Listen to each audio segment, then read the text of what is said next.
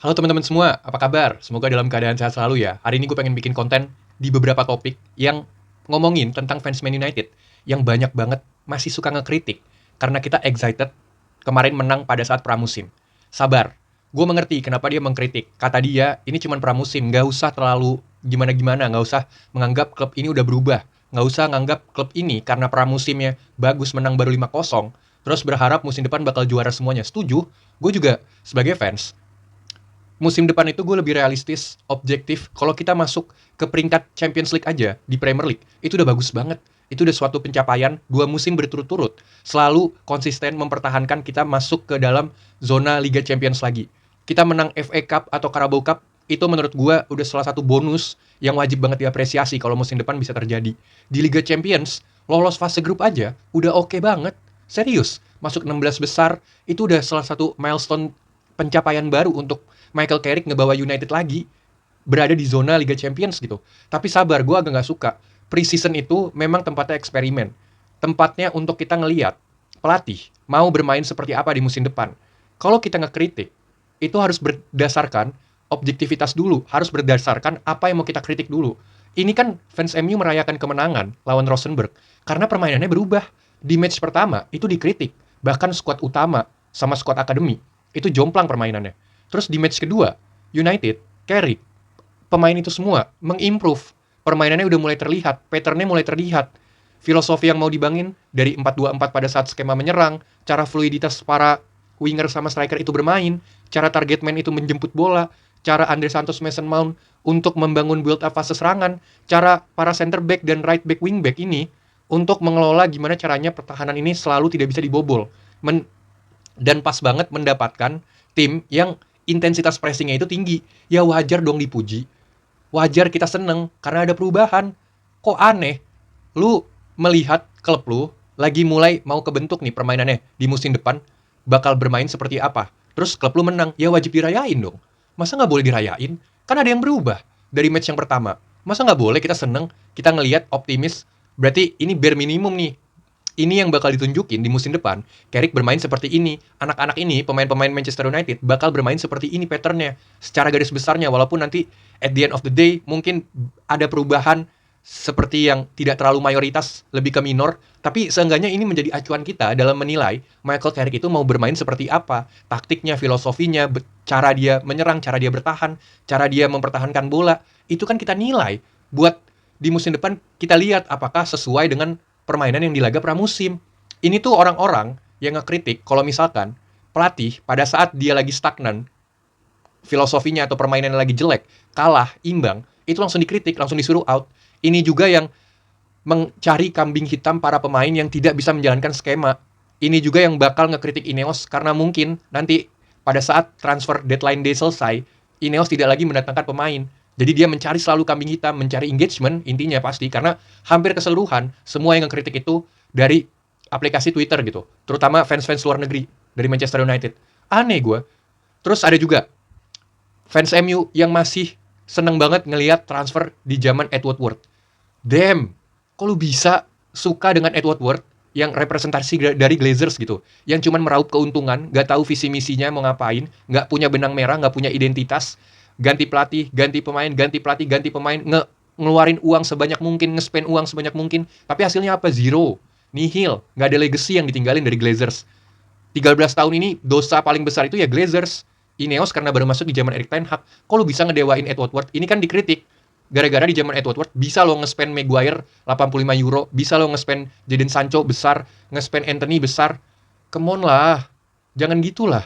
Edward Ward udah ngerusak apa yang dibangun Sir Alex 30 tahun, 27 tahun lebih. Dirusak sama Edward Ward cuman dalam segi 5 tahun sampai 10 tahun. Edward Ward, John Murtough, Arnold, Richard Arnold, itu semua mereka ngerusak. Mereka ngedatengin pemain yang lagi fame, yang lagi hype, untuk dibeli, untuk apa? Untuk gunain capital gain, kapitalis, biar jersinya tuh laku. Mereka nggak peduli mau pelatih bisa pakai ini pemain atau enggak, mau ini pemain cocok atau enggak sama skema pelatih. Lihat Ole, lihat Mourinho, itu semua kan korban dari manajemen Edward Ward. Kok lu bisa masih mendewakan Edward Ward? Ada lagi yang ngekritik. MU ini sekarang udah kayak tim kecil. Udah kayak Sunderland, udah kayak Bournemouth, udah kayak Brighton. Mereka itu klub-klub yang menurut gue emang notabene-nya klub-klub yang middle gitu. Tapi lihat development dia, lihat fondasi dia, bagus. Terus lu ngelihat klub kecil sekarang, Brighton itu, udah ngabisin 200 juta pound sterling lebih untuk di musim transfer kali ini. Terus lu bilang dia kayak klub kecil. Karena MU mendatangkan pemain lebih hati-hati, lebih bijak, lebih benar-benar menganalisis detail apakah ini pemain cocok sama skema pelatih, apakah ini pemain berdampak baikkah untuk tim, untuk squad yang lain.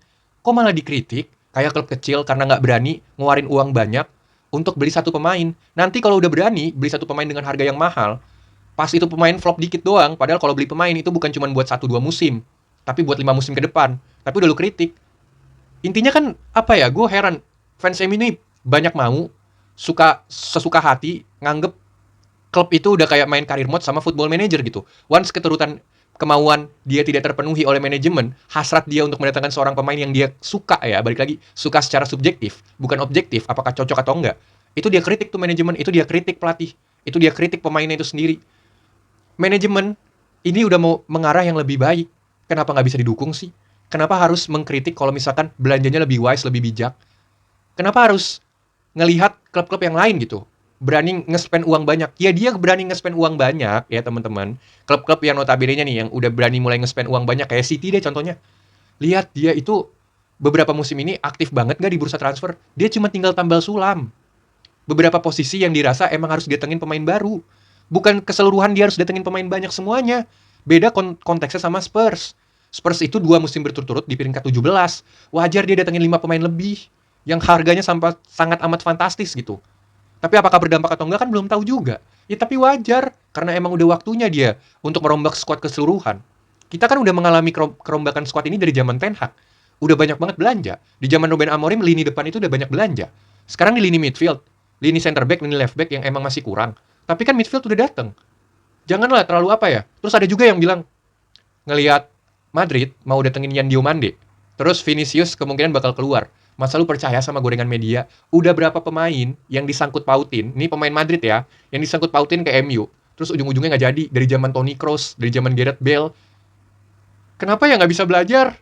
Kayak Vinicius pemain bagus, pemain jago, tapi lu benci ngelihat Rashford yang nggak mau track back, yang nggak mau pressing. Terus lu mau pengen datengin Vinicius. Vinicius yang emang lebih klinis di depan gawang. Tapi kalau dibandingin 5 tahun lalu, emang nggak jauh beda kok kualitasnya sama Rashford. Kenapa lu benci sama Rashford, terus kalau Vinicius sekarang lagi tersedia available, lu mau datengin ke dia? Kalau lu punya Vinicius, punya Mbappe, punya Messi, punya Ronaldo, punya pemain yang tidak ikut dalam pressing, dalam track back, ya lu harus siap. Lu harus siap ngelihat tim lu pada saat lagi di lapangan, itu nge-press lawan cuma 9 orang, bukan 10 orang. Yang which is 10 orang aja nge-pressing, itu bisa kalah timnya. Apalagi cuma 9. Gajinya dia gede banget. 400.000 pound sterling, yang dimana manajemen udah nggak mau bikin satu pemain itu literally gajinya sampai 300 lebih gitu. Kita lihat gaji di United sekarang ini yang paling mahal cuma Rashford sama Bruno. Bruno memang layak dihargain segitu, dan itu masih notabene normal daripada Ibrahima Konate di Madrid yang gajinya fantastis banget. Bruno 325.000 per minggu gitu. Rashford ya emang karena kesalahan Edward Ward dulu. Kesalahan masih dipegang manajemen Glazers. Tapi lu lihat yang lain. Casemiro yang akhirnya tetap dilepas walaupun dia bagus, tapi karena gajinya merusak struktur gaji. Kenapa gitu loh? Gue agak kesel aja, gue suka menanggapi hal-hal seperti ini gitu. Vinicius, ruang ganti kita udah sehat. Lu mau datengin lagi pemain yang seperti ini. Nanti ngomel lagi.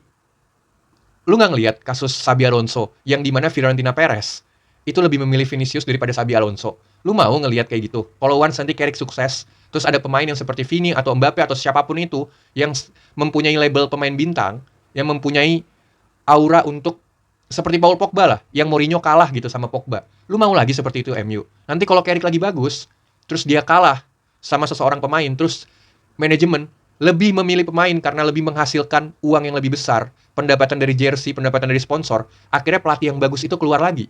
Lu mau terus berputar di circle yang sama?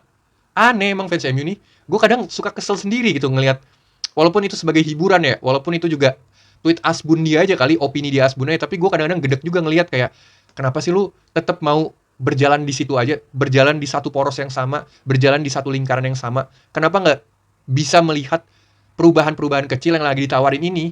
Selalu ingat teman-teman, perubahan kecil itu emang tidak terlihat dampaknya sekarang.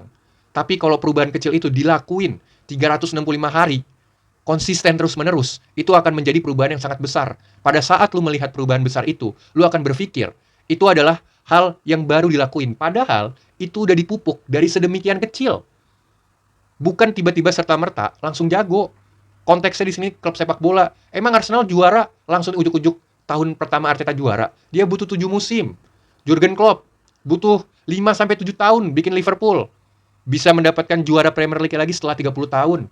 Siapa? City butuh mendatangkan investor Arab untuk merangkak dari bawah, mendatangkan Roberto Mancini, akhirnya mendatangkan Pep Guardiola dan mendominasi Premier League. Mendukung siapa lagi? Chelsea. Chelsea butuh datengin Roman Abramovich untuk merubah Chelsea sekarang. Sabarlah, nikmatin, enjoy. Nggak usah terlalu apa ya. Kita sebagai fans, apalagi fans yang layar kaca yang belum pernah ke Old Trafford, itu harus lebih wise, lebih bijak, lebih tahu manajemen itu lebih paham daripada kita. Walaupun terkadang kebijakannya memang harus patut dikritik. Karena masih banyak kebijakan yang mungkin masih menyeleweng gitu. Tapi kalau selama dia masih menghasilkan kebijakan yang bagus, prospeknya oke, proyeknya mulai menemui visi misi identitas, lebih terarah, lebih terlihat, end up-nya mau kayak gimana, goalnya yang mau dicapai seperti apa, ya didukung lah. Masa nggak didukung, dikritik? Ya wajar sih sebenarnya emang kalau lu mau mengarah lebih baik. Lu pasti bakalan selalu melewati terjangan, turunan hambatan yang bisa ngebikin lu itu menggoyangkan mental lu, menggoyangkan ideologi lu. Tapi once lu tetap percaya dengan ideologi lu, pemahaman lu, visi misi lu, percaya dengan orang yang berada di lingkaran lu, gue yakin, walaupun memang mempunyai proses atau waktu yang lebih lama sedikit, tapi end up-nya, di ujungnya gue yakin bakalan indah. Dan United, konteksnya di sini ngomongin United, bakalan kembali berjaya lagi, tapi kita tidak balik lagi mengharapkan standarisasi berjaya seperti era Sir Alex. Biarkanlah Carrick, manajemen itu bikin standar jayanya. Standar menguasai liganya, itu dengan pakemnya sendiri di zaman sekarang yang lebih relate. Karena sudah tidak relate untuk dibandingin 27 tahun lalu di zaman Sir Alex. Mungkin gitu aja teman-teman video kali ini. Kalau misalkan kalian suka, boleh banget di-subscribe, like, komen, dan share. Karena itu sangat berarti buat gue. Kalau misalkan kalian ada ide konten, boleh banget dicantumin di kolom komentar. Siapa tahu di next video bisa gue bahas. Thank you teman-teman.